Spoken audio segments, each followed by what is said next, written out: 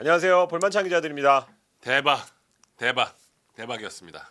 K리그1은 개막을 기다리던 팬들에게 정말 이보다도 좋을 수 없는 선물 같은 개막 라운드가 아니었나 싶습니다. 이에 화답하듯이 K리그1 개막 라운드 역대 최다인 10만 1,632명의 관중이 6경기에 모였습니다. 현장에 제가 갔더니 K리그 드디어 봄이 오나요? 이렇게 얘기하시는 관계자분들 상당히 많았는데 이렇게 떨면서. 그러니까요. 사실은 아직은 추워요. 그러니까요. 정말 근데 첫 라운드만 보면 그랬던 것 같아요. 내용이나 뭐 여러 가지 의미상의 봄. 그렇죠. 네. 예. 그 어느 때보다 명승부가 많았던 첫 라운드 돌아보도록 하겠습니다. 네.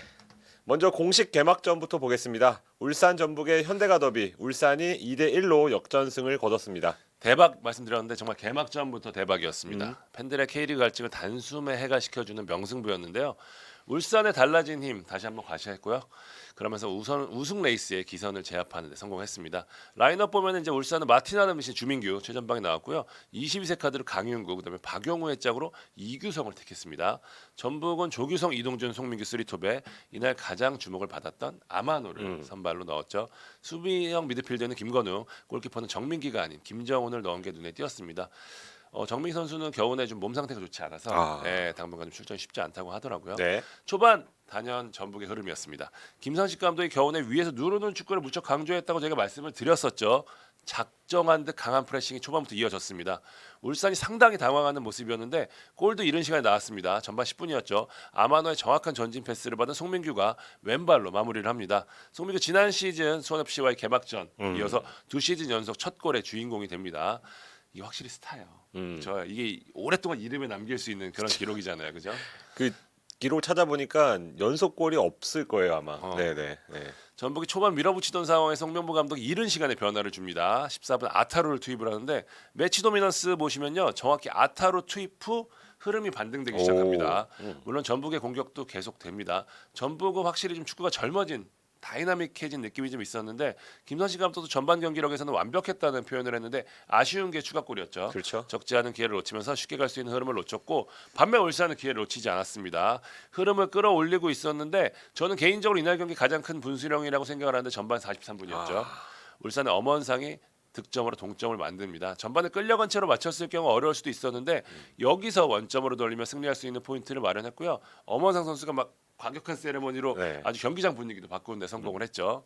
울산 후반 잘 뛰던 엄원상이 부상으로 교체가 됐는데 오히려 전화위복이 됩니다. 후반 8분 들어온 루빅손. K리그 데뷔전을 치렀는데 상당히 인상적인 경기력 보였죠. 결승골 넣은 선수 역시 KUM으로 해야 되겠습니다. 네. 루빅 선수 꼽겠습니다. 공격뿐만 아니라 수비에서 특히 수치를 보면 이날 팀 내에서 가장 많은 블락 기록했다는 것만 봐도 얼마나 수비적인 공헌도가 높았는지 볼 수 있는 대목인데요. 수비형 윙어의 진수를 보였습니다. 여기에 결승골까지 만들어냈죠. 후반 19분 전북의 실수를 틈타 데뷔골을 넣었는데 물론 이 과정에서 홍정호의 선택도 좀 아쉬웠고 김정훈의 처리도 아쉬웠지만 어쨌든 포기하지 않고 압박했던 루빅손의 선택이 빛났습니다. 울산 역전 후에 빠르게 팀을 정비하고 수비적인 운영으로 한 골을 지켜냅니다. 전체적으로 이날 교체를 봐도 그렇고요. 전략적인 측면에서도 홍명보 감독의 대응이 상당히 좋았습니다. 확실히 울산이 이제 힘이 있다라는 말 설명드릴 수 있을 것 같은데요. 지난 시즌 우승을 차지하면서 이 끌려가는 분위기를 뒤집는 힘 그리고 위기에서 버티는 힘 이런 걸 모두 갖춘 팀이 됐고요. 외국인 선수도 이제 뭐 아타루나 지금 루빅손 이날 모습을 보면 공격적으로나 수비적으로 뭐 압박 이런 부분에서 다 좋았거든요. 여기 또 주민규나 김민혁 같은 다른 신입생들도 좋았고요. 올 시즌 울산 순항할 가능성이 높아 보입니다. 전북은 이 잘 뛰던 신입생 이동준과 아마노가 부상으로 어쩔 수 없이 교체가 되면서 흐름이 꺾인 게 좀 아쉬웠는데요. 그래도 전체적으로 구성이나 형태가 지난 시즌보다는 확실히 나아진 전반전이었습니다. 특히 전반 경기력은 무척 고무적이었고요. 하지만 이날 물론 좀 김정은의 실수라고 온전히 보기는 어렵지만 처음부터 우려가 있었던 골키퍼 리스크 그쵸. 그리고 또 정태욱이 들어갈 때 이 3백 형태로 변화될 때 좀 조정이 잘 안 됐던 부분이 있었거든요. 이런 고민을 안고 가야 되는 첫 경기가 된 게 아닌가 싶습니다. 네.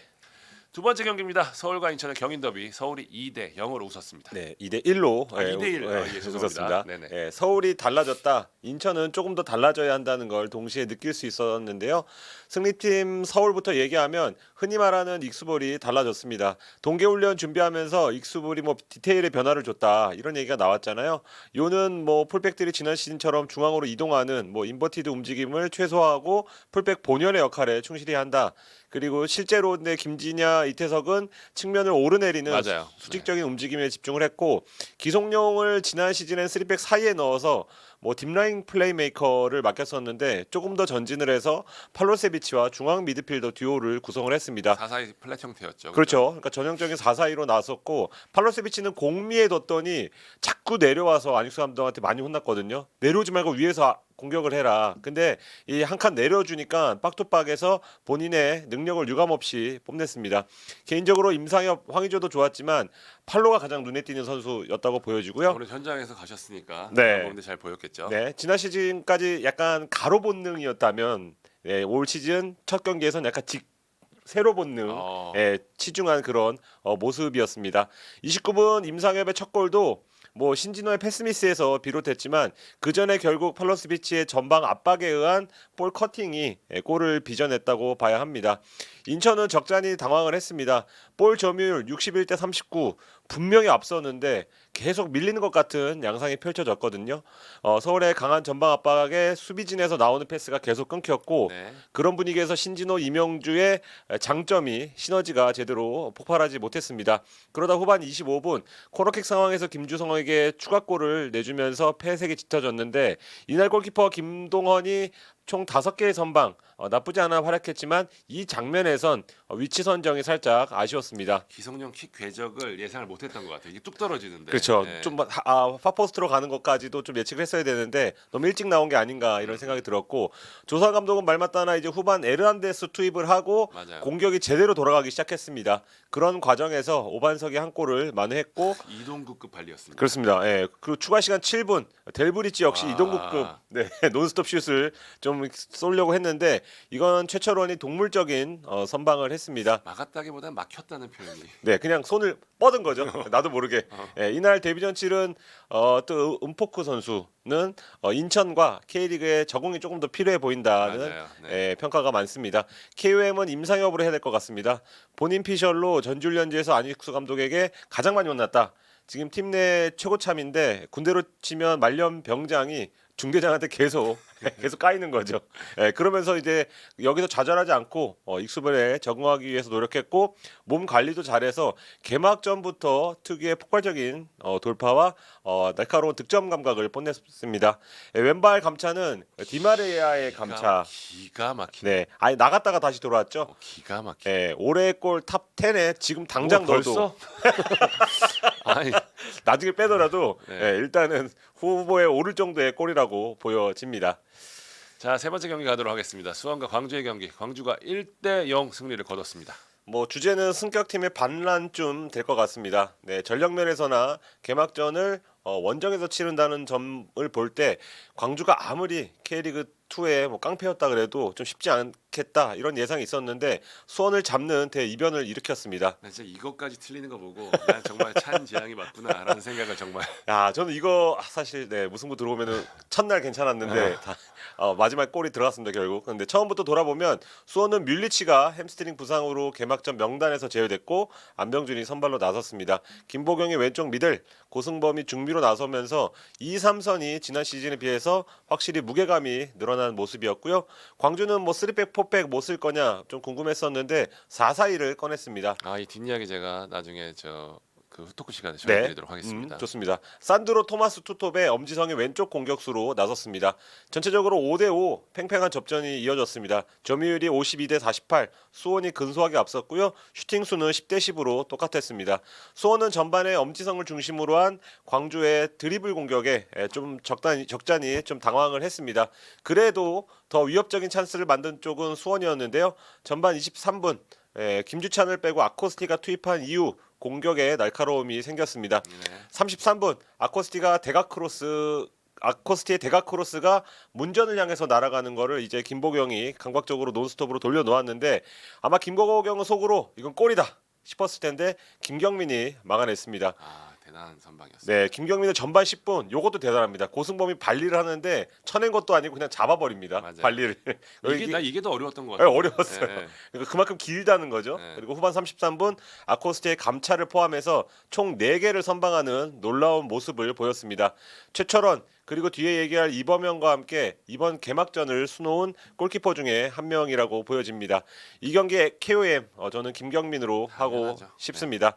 이정효 감독은 그 후반에 들어서 지키기보다는 허율, 아사니, 하승훈 등을 줄줄이 투입하면서 승리를 쫓았고요. 후반 43분 선제 결승골을 넣었습니다. 정호연이 감각적으로 찔러준 공을 아사니가 맞대슛으로 연결을 했습니다. 공이 크로스바에 맞고 득점이 됐는데 아사니 슛을 보면서 든 생각은 이겁니다. 많은 경기장에 가보고 경기를 보면 우리 선수들은 좀 안정적으로 그 유효슛을 하려는 경향이 좀 있습니다. 그러다 보니까 공이 조금 가운데 골키퍼 정면으로 가는 케이스가 많은데 가끔씩은 이런 슛을 쏴야지 골이 들어가는구나. 제가 제주 갔다 와서 많이 느낀 점이니까 그런 거를 다시 느꼈고 또 수원 수비진이 좀 아쉬웠습니다.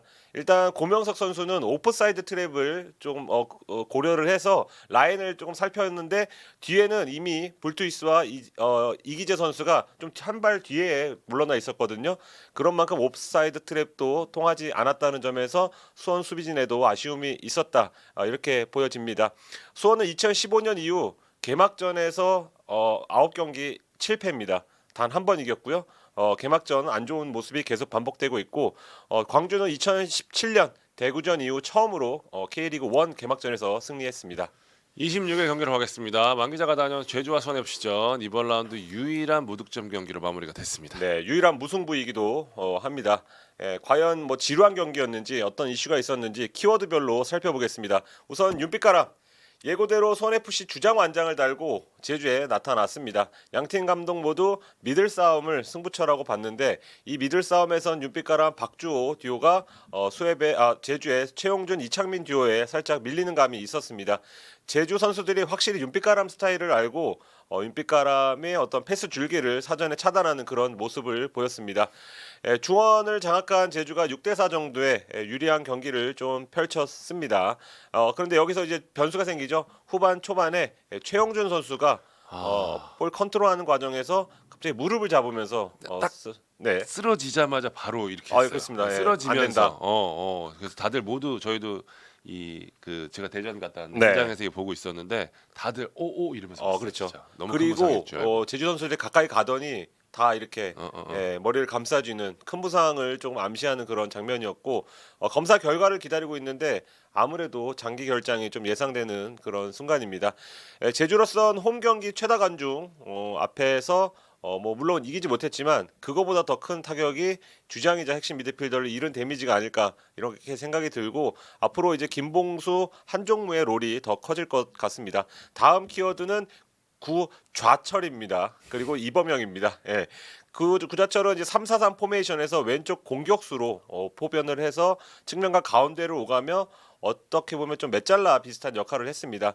남길 감독이 구자철, 이창민, 최용준 탑클래스 미드필더 3명을 모두 기용하기 위해서 구자철을 측면으로 보내는 선택을 한 건데 아무래도 경험도 많고 전술 이해도가 높다 보니까 어색하지 않게 역할을 잘 수행을 했습니다.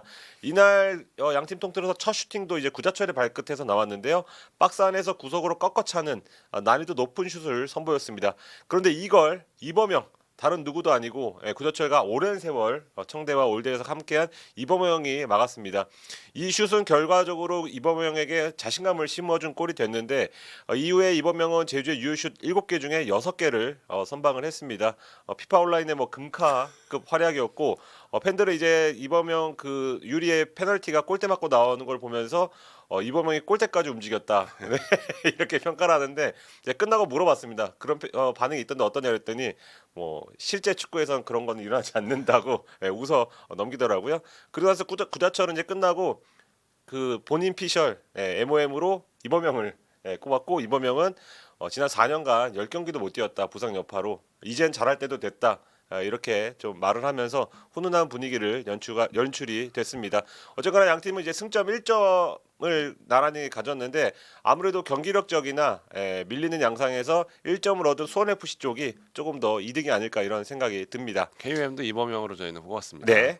다섯 번째 경기입니다. 포항 대구전. 포항이 3대2 역전승을 챙겼습니다. 포항이 드라마 같은 역전승으로 기분 좋은 2023 시즌 출발을 알렸습니다. 네. 김기동 감독의 존재감을 다시 한번 실감할 수 있는 그런 경기였습니다. 전력 문제 때문에 30분 늦게 시작됐거든요. 이날 경기가. 먼저 포항의 라인업을 보면 신진호의 공백은 신입생 듀오 김종우 오베르단이 채웠고요. 훈련을 제대로 못했다는 제카가 선발로 나섰고 이선에는 백성동 고영준 정재희가 나섰습니다. 네. 대구는 바셀로스 세징야 고재현 삼각편대에 조진우 홍정훈 김진혁이 3백을 이뤘고요. 세라토 선수가 또 첫 선을 보였죠. 이날 경기 관전 포인트 포항 입장에서 보면은 삼성 어떻게 풀지. 대구 입장에서 볼 때는 새로운 외국인 선수들이 어떤 모습을 보일지 이게 포인트였는데 일단 포항 먼저 보면 기대 이상이었습니다. 김기동 감독이 여우인 게 신진호 때와는 아예 다른 형태로 변화를 주면서 새로운 포항식 빌드업 형태를 마련했습니다. 길게보다는 짧게, 벌리기보다는 좁혀서 이렇게 풀어 나갔는데 사실 저는 김종우보다는 오베르단이 더 눈에 띄었습니다. 오베르단 당초 이 수비적인 역할에 초점을 맞출 줄 알았는데 뭐 키핑, 탈압박, 전진 패스에서도 꽤 좋은 재능 보였거든요. 이전에 말씀드렸지만 이 김기동식 축구에서 중원에 축이 될 선수가 굉장히 중요한데 오베르단이 이 역할을 잘해주면서 고민을 덜게 됐고요. 김종우는 사실 좀 전반에는 좀 아쉽긴 했어요. 너무 좀 제 느낌으로는 새로운 역할에 너무 좀 의식했다. 뭐 이런 생각이 좀 들었는데 후반 갈수록 게다가 이제 조금씩 전진된 상황이 만들어지면서 자신의 능력을 보여줬고요. 후반 중요한 승부처에서 1골 1기점을 기록하면서 뉴포항의 중심이 될 수 있음을 확실히 확인시켰습니다. 대구는 바셀로스와 세라토의 눈길이 모아졌는데 사실 좀 아쉬웠습니다. 맞습니다. 바셀로스는 특히 기대가 컸는데 물론 뭐 첫 경기로 판단이 어렵겠지만 두 선수 모두 전체적으로 좀 애매했다.